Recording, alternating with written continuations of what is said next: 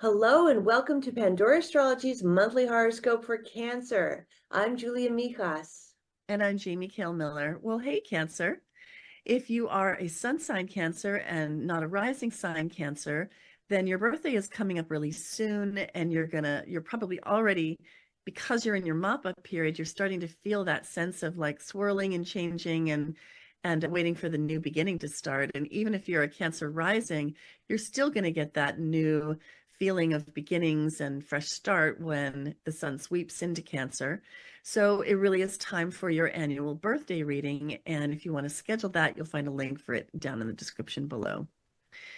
Well, I want to start with relationships. Ceres is traveling retrograde through your seventh house, and this began last month and it's going through late August, so it's going to be there for a while.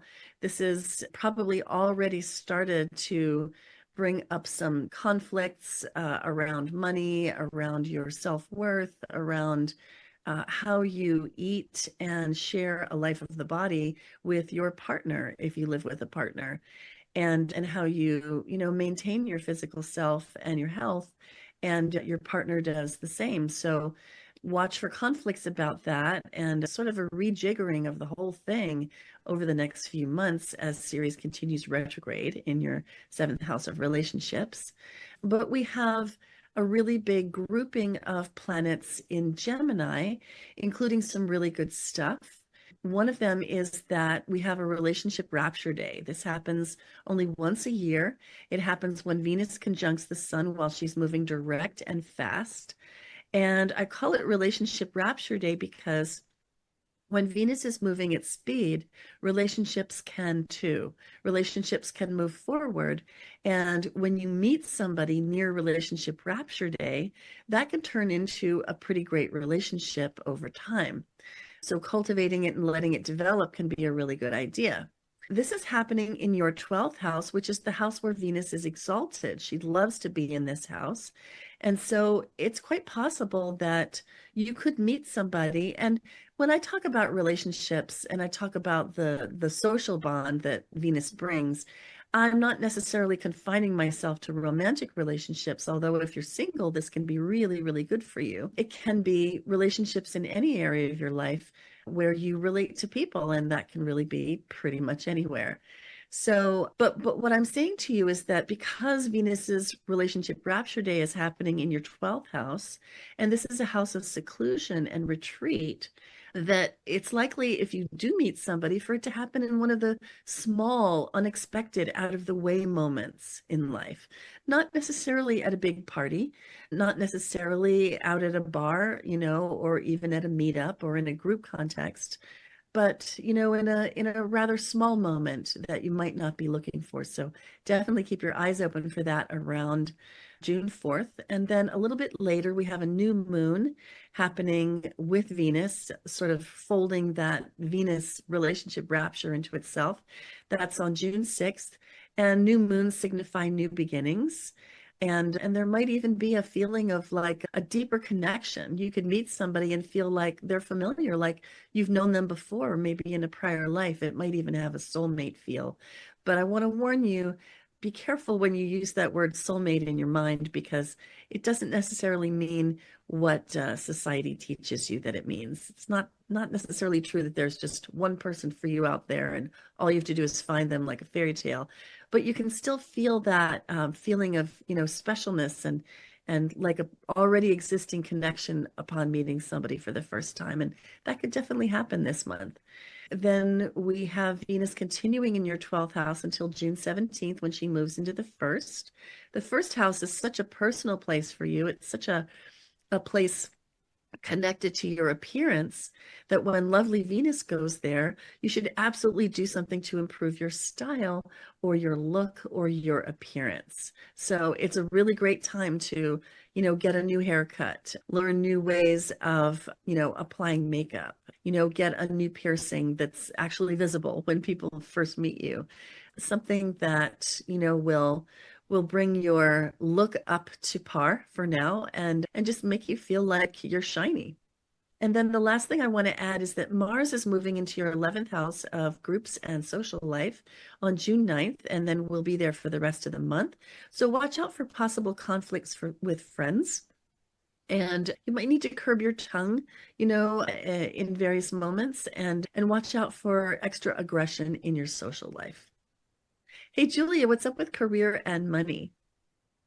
Well, when it comes to career, we're having Mars, the action hero in your chart, the archetype of the warrior, starting in your 10th house of career. That's going to be for the first third of the month. So you're going to be very driven, very energized by your career. You also might rub people the wrong way in your career as well. This can be classically a challenging time with your employer as well, but that's only for the first third of the month. And Mars does rule that 10th house too.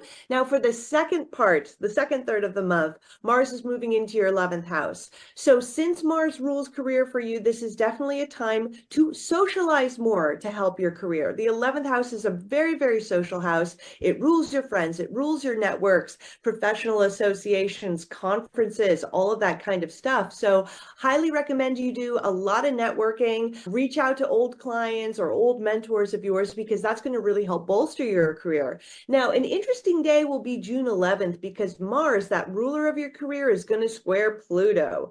Pluto is in your 8th house of money. So this could be a time where there is some power struggles maybe happening in your career, especially over 8th house things, which are namely money. That might mean trouble with investors, or maybe you're power struggling a little with a boss over money. There could be issues around funding or debt. So don't react impulsively when faced with this, especially an enemy that's more powerful than you. But, try to use this cycle to see if you can just be a little bit more driven, but don't just try to be ruthless either, because that's definitely not going to work out in your favor when you've got Pluto in there. Now, largely, this is also going to be a month of rest for you, because we have a really full 12th house.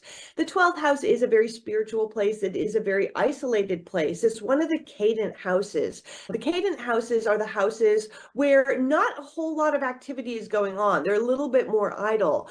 So you're approaching your annual mop-up month, but by the end of the month, all these planets are going to start moving in, beginning with the sun, into your first house. So you're going to have a lot more personal charisma, be a lot more active out in the world by the end of the month. But, career might sort of slow down a little bit, especially with this big cluster in the 12th house, but I think it's going to be picking up a momentum later.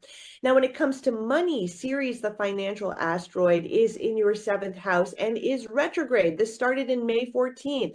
This is going to be a 4-month period of working out financial matters in partnerships, because that's what the 7th house is all about. If you need to hire a financial planner, I mean, this could be a good time, but you might have to hire a second opinion too, because Ceres is retrograde. The 7th house does rule contractors, but this might be the time to explore this, or go back over and review shared money you have either with your romantic partner, because that's certainly the 7th house, or business partners. Now, your 2nd house of money is ruled by the sun, and the sun is in the 12th house. We talked about the 12th house. It's a bit of a cadent, idle, not super active place. It can also represent self-sabotage, so be careful with your money. Don't do anything to sabotage yourself with your money. You may, in the higher expression of the 12th house, want to be more charitable, more compassionate with money this month too. And then we're going to be having a new moon on June 6th in that 12th house. So this is going to be a whole new cycle, maybe starting with things having to do with your sense of isolation, which is the 12th house. This is also a very spiritual house. And like I said, new moons involve the sun. The sun rules money for you. So there might be some alignment happening between material habits and spiritual values, a new beginning starting there as well. Now, like I mentioned, Sun is going to be moving into the first house later in the month. That's going to be June 20th. And that's going to be a much better time of improving your finances, bringing them out into the light through much more personal effort and intention. Find our site at pandoraastrology.com to get a reading with one of us, and find us on Patreon for workshops and classes. And we'll see you around the cosmos. Bye-bye. Bye-bye.